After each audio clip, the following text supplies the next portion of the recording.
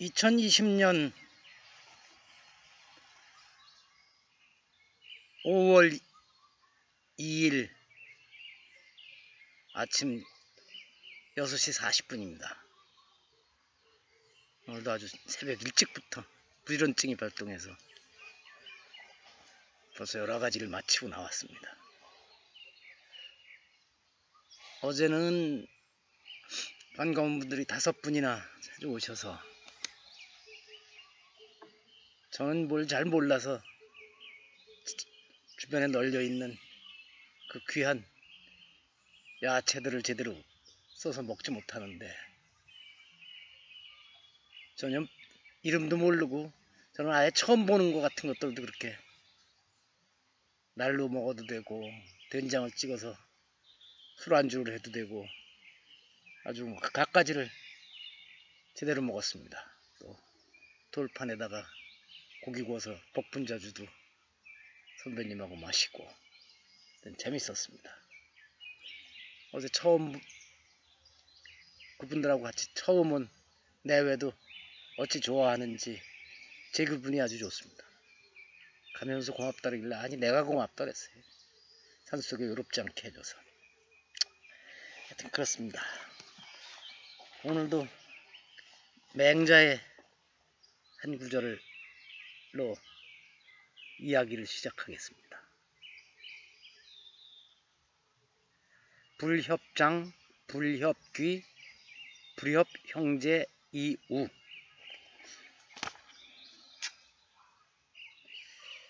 아마 그냥 감이 오실 분들도 많을 것 같아요.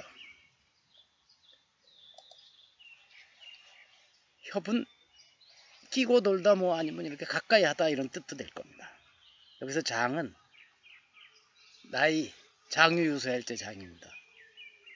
근데 그 밑에는 장 다음에 장단이나 뭐 이게 있는 겁니다. 나이가 많다고 또 특별히 가까이 하지 않고, 불협귀, 귀천을 가리지 않고 돈 많고 권력 있는 귀한 사람에게만 끼고 돌지도 않고, 불협 형제 이후 형제만 끼고 돌지 않으면서 친구를 한다. 그러니까 사람들을 가리지 않고 벗이 된다 이런 뜻이겠죠. 그래서 이게 원출처는 맹자인데 중국 고전 명언사전을 편찬한 모라와시 데스지는 친구를 사귀는 도리는 나이에 많고 적음, 신분에 높고 낮음, 형제의 상황 등을 개의해서는 안 된다. 그런 것을 도외시하고 서로 인정하는 것이 친구를 사귀는 도리이다 이랬고, 제가 2015년 6월 24일 날 맹자의 이 말에 100% 동의한다. 이 구절을 읽어본 적도 없으면서 이 말과 똑같이 살아가는 이들도 있지만, 대개는 나이를 따지고 상대가 가진 재산과 권력을 따져보아 유리하다고 판단될 때에만 다가가서 친구가 되려는 사람들이 많다. 동의하는 분들이 많을 겁니다. 제가 짧은 공직생활 5년 하는 동안에도 많은 사람들이 참 나이나 직급의 상하를 따지지 않고 진짜 벗이 돼주는 사람들도 많은데, 간혹 직급이 요만큼이라도 높은 사람한테만 가서 참 아부하고 어떻게든지 잘 보이려고, 심지어는 페이스북 공간에서도 직급이 높은 사람의 공간에 가서는 계속 좋아요 누르고 댓글 달고 온갖 아부성 발언을 하는데, 자기와 직급이 비슷하거나 아래 직급의 사람에게는 전혀 그러지 않는 사람들이 간혹 있습니다. 얼핏 보면 그런 사람들이 바로 뭐 승진도 하는 것 같고 출세도 할 것 같지만, 길게 보면 그런 평가가 다 넓게 퍼져나가서 잘된 경우가 그렇게 많지도 않더라고요. 그래야 맞는 세상일 거고요. 근데 저희 대고모댁 저한테 형님뻘인데 굳이 촌수를 따지면 이제 아버님과 그 형님의 아버님이 내외종관이니까 그 형님과 저는 6촌쯤 되는 겁니다. 거리가. 근데 그 형님이 지금 90대 중반일 텐데 여전히 위아래 빈부 귀천을 따지지 않고 친구로 지내는 분이에요. 그래서 80대 초반일 적인가 그 형수님이 그러시더라고요. 아유, 저 양반은 20대도 친구, 30대도 친구, 50대, 60대, 70대, 80대도 다 친구라고. 근데 그게 실없게 보이지가 않아요. 참 공부를 열심히 많이 하신 분이고 예전에 그 어렵던 시절에 서울공대 전기과 나와서 미국 유학도 다녀오신 분이고 우리나라에서 화력발전 분야는 최고의 권위자라고 하는 분인데 저도 지금 혹시 만나 뵙게 되면 그렇게 편합니다. 나이 차이가 수십 년이 나도 저 만나면 꼭 아이고 향산 선생이라고 뭔가를 저한테 물으려고 하시고 제가 가진 게 이만큼이면 제가 가진 것을 이만큼 크게 봐주실 줄 아는 분이에요. 저희 아버님께도 그렇고 저희 다른 형제들한테도 그랬습니다. 그분의 아들, 딸, 삼형제가 다 교수인데 그 아들, 딸들한테도 그렇게 편하게 해주시더라고요. 대개 본인이 배운 사람들, 밖에 나가서 잘하는 분들 중엔 자식들한테는 막 요구가 많고 이런데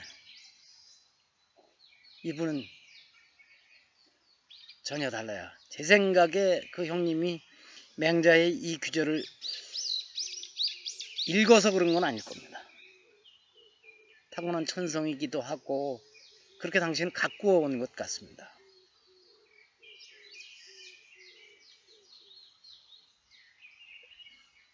이렇지 않은 사람들이 많죠. 공직 사회도 그렇고 일반 사회에서도 심지어는 시골 동네에서도 조금이라도 뭘 더 가진 사람한테 잘 보이려고 하는 거고 조금 더 가졌으면 어깨에 힘주고 싶어 하고 재작년에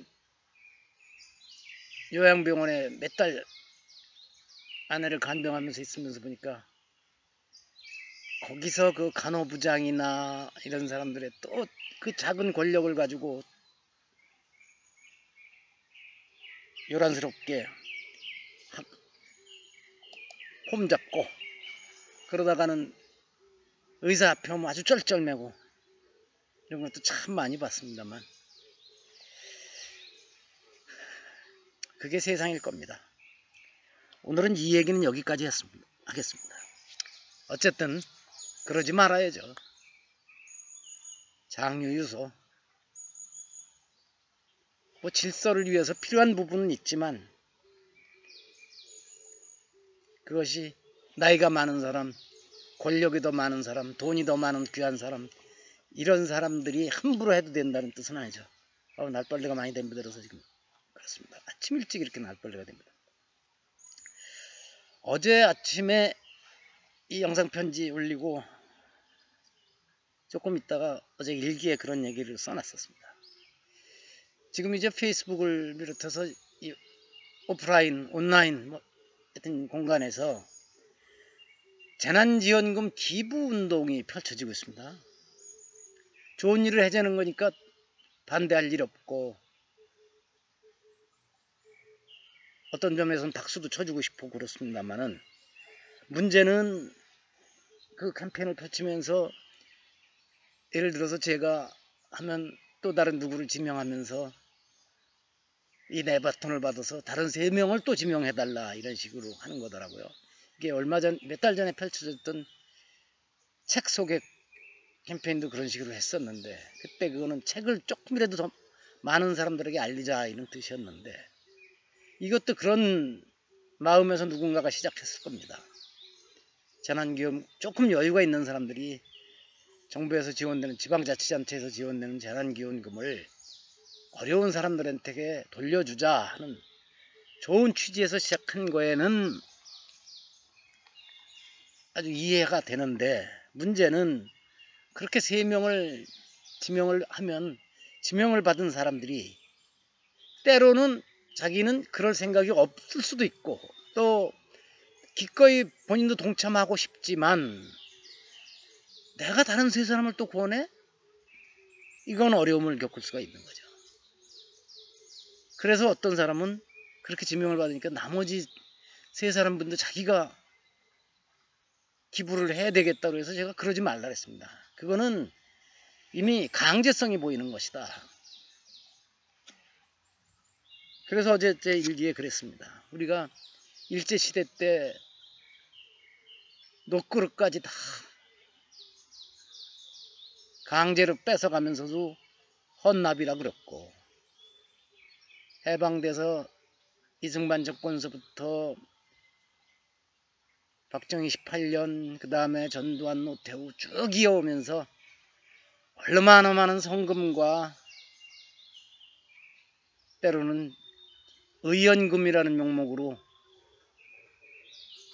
수재의연금 등등으로 반강제로 냈습니까? 제가 초등학교 다닐 적에 진짜 도시락 싸올 수 없는 애들 숱하고 그 몇 푼 안 되는 기성예비를 낼 수 없어서 조회 시간에 불려나가고 그랬었는데, 그런 경우에도 수재의연금 내야 되고 무슨 반공 관련 성금도 내야 되고 계속 이어졌죠. 전두환 시절에는 또 일본하고 무슨 문제 생겼다고 독립기념관 진다고 독립기념관 성금, 또 평화의 댐 성금, 이거를 아버지는 직장에서 월급의 몇 퍼센트 떼고, 엄마는 또 어디서 떼고, 아들 딸은 학교에서 또 내고, 지역에선 통반장이 또 걷고 이랬죠. 그러다가 하이라이트는 아마 1997년 말에 맞이한 IMF 경제 위기 사태 때, 그 다음에 정권이 바뀌어서 DJ 정권이 들어서면서 또 전국민 금모으기 운동이 얼마나 활발하게 펼쳐졌습니까? KBS를 비롯해서 공영방송에서 생중계를 하고, 그 방송을 보고 누군들 집에 있는 장롱 속 깊이 감추어뒀던 결혼 반지까지 꺼내서 내지 않은 사람이 없었습니다. 그래서 극복한 부분이 있죠. 그런데 저는 이제 이렇게 애국심을 자극해내서 주머니를 털어내는 일들은 그만했으면 좋겠습니다. 저는 그리고 다음엔 누가 바톤을 받아서 3명을 또 지명해 주세요 하는 이런 식은, 그리고 상대의 의사도 상관없이 너 착한 일 좀 해 하는 거는 폭력이라고 저는 규정했습니다. 어제 이 얘기를 페이스북에 올려놨더니 몇 분이 자기한텐 그런 바톤 지명이 오지도 않겠지만 온달에도 동참 안 하겠다. 그리고 재난지원금은 어려운 사람 돕는 것도 있지만 지금 전반적으로 특히 소상공인을 비롯해서 경제가 너무 어려운 상황이니까 소비를 진작시키기 위한 그런 뜻도 있는데, 저렇게 기부를 받으면서 또 그 기부금 가지고 어깨에 힘주고 가서 또 지원하는 사람도 있죠. 시장이, 장관이 그 돈 가지고 엉뚱한 데 가서 자기들 마음에 드는 사람들 지원하고 이런 경우도 있죠. 저는 이제 이런 일은 안 했으면 좋겠습니다. 사회가 민주화된다는 거는 이런 일이 없어지는 거라고 생각하고요. 성금을 걷고 이런 건 정말 순수한 사람들이 순수하게 했으면 좋겠습니다. 특히 오늘 새벽에 어느 분의 페이스북에서 보니까 아마 지금 공무원들 5급 이상 공무원들에게는 재난지원금을 기부하게 하지 않은 운동이 곧 펼쳐질 모양입니다. 기꺼이 내는 사람도 있겠지만 많은 사람들이 속으로는 투덜대면서 할 수 없이 서명할 것입니다. 근데 이런 일 안 했으면 좋겠습니다.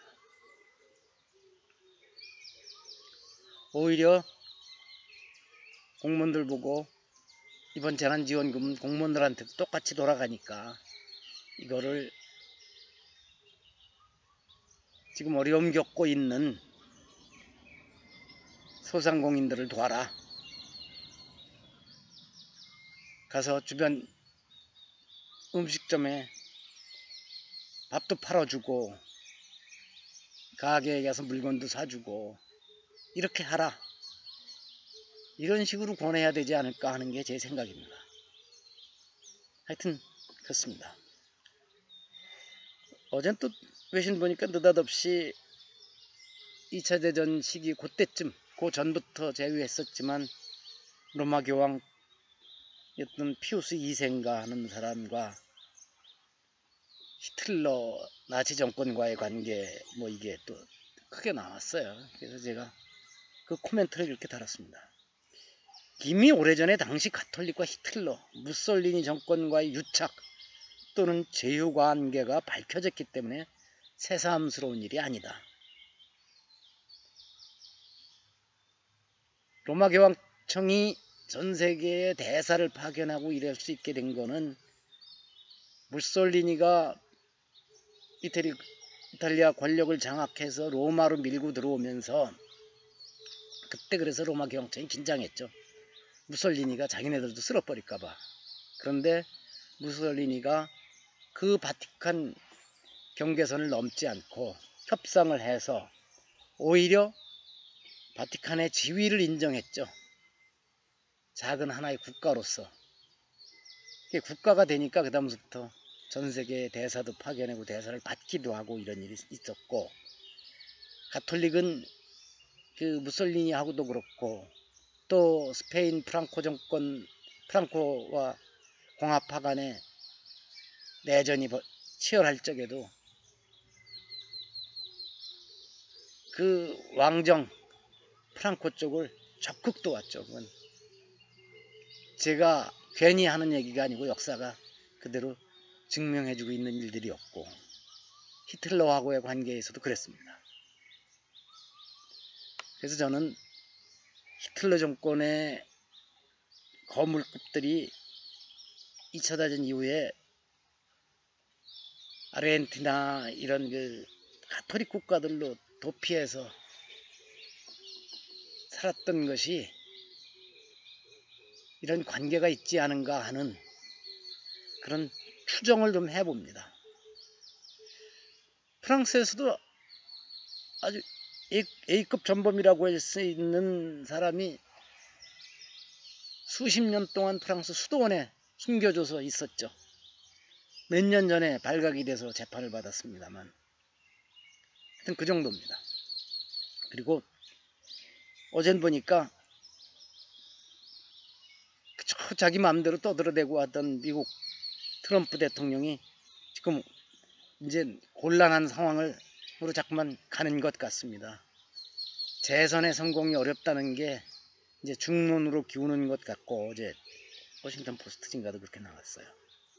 또 같은 워싱턴 포스트에서는 메르켈 독일 총리하고 트럼프하고 같이 의자에 앉아서 얘기 나오는 장면의 사진이 있으면서 트럼프가 아마 중국을 벌주자고 중국에 압박을 가하자고 제안을 했는데 메르켈이 거기에 동참 못하겠다고 분명하게 얘기를 했다고 합니다. 트럼프가 한국한테도 이제 그러라고 그럴 텐데 한국 정부 선택이 어떻게 될는지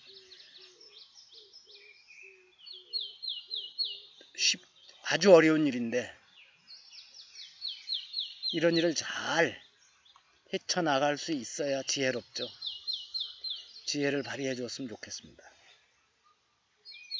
또 지난 뉴스는 지난 꽤 오랫동안 한 20여일 동안 김정은이가 등장하지 않아서 사망설이 돌고 막 그랬었는데 어젠가요 무슨 비료공장 준공식에 가서 현장 지휘하는 장면이 북한 방송에 방영이 됐던 모양입니다. 그래서 이제 청와대도 그렇고 소위 문재인 정권을 아주 적극 지지하는 사람들은 김정은 사망설을 주장했던 야당 쪽 인사나 그 신문에 대해서 비판을 하고 있더군요. 비판받아야 될 일은 받아야죠. 근데 중요한 건 이런 식으로밖에 그의 상태에 대해서 알 수 없다는 것. 거기에 문제가 있죠.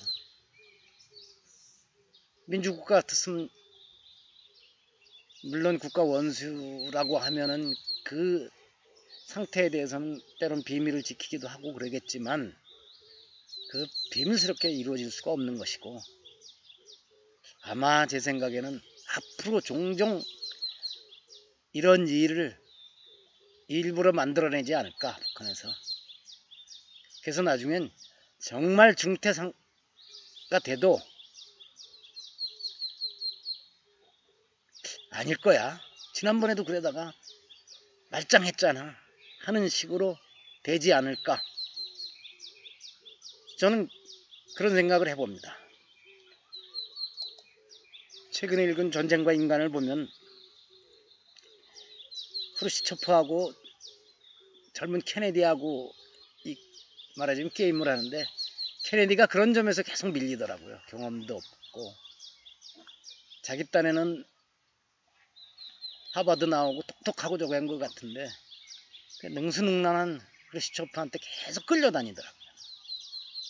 그래서 후르시초프가 케네디를 우습게 봤죠. 저놈은 쳐도 되겠다. 그래서 결국은 쿠바 사태가 일어나기도 했었는데 그 책의 저자는 그랬더라고요. 그게 이제 또 민주국가와 전제 정권하고 다른 것이 민주국가에서는 그렇게 대통령이 우유부단한 것 같고 그랬어도 결국 우리 모두의 위기라고 국민들이 받아들이게 되면 전혀 다른 또 힘이 생겨나서 그걸 이겨내더라 하는 얘기도 나왔습니다만 제가 지금 100% 정확하게 전달해 드리는 건 아닙니다. 하여튼 그렇습니다. 어젠 즐겁게 이렇게 지금 네 번째 와주신 선배님네는 아니 우리가 가서 책 읽는 것도 방해하고 그러지 않느냐 그래서 아니라 그랬습니다. 산속 사람 외롭지 않게 해주는 게 얼마나 큰 공덕을 짓는 건지 아시느냐고. 앞으로도 정기적으로 오시겠다랍니다. 제가 오늘 자리를 일로한 거는 바로 이 옆에 이 철쭉 연달래라고 하더라고요. 아주 연한 빛. 여기 방호제 꽤 여러 그루가 있는데 어제 오셨던 분들이 특히 여자분들은 저 꽃을 그렇게 좋아해서 일부러 이 앞에 와서 찍어 보았습니다. 자, 저도 나이도 좀 따지고 그런 적이 좀 있었습니다만 요즘은 친하게 지내는 벗이 근 20살 아래인 젊은 멋쟁이도 있고 또 나이 70, 80 되신 분하고도 편하게 이야기를 나눌 수 있게 돼서 그게 아주 좋습니다. 그렇다고 맹자 규절하고는 아무 생각 없습니다. 이거 맹자의 이 불협장, 불협귀, 불협형제 이 우는 오늘 이렇게 자료를 찾으면서 또 봤지 이렇게 머릿속에 기억을 해두고 그런 건 아닙니다. 이렇게 해서 29번째 방호제 영상 편지를 마칩니다.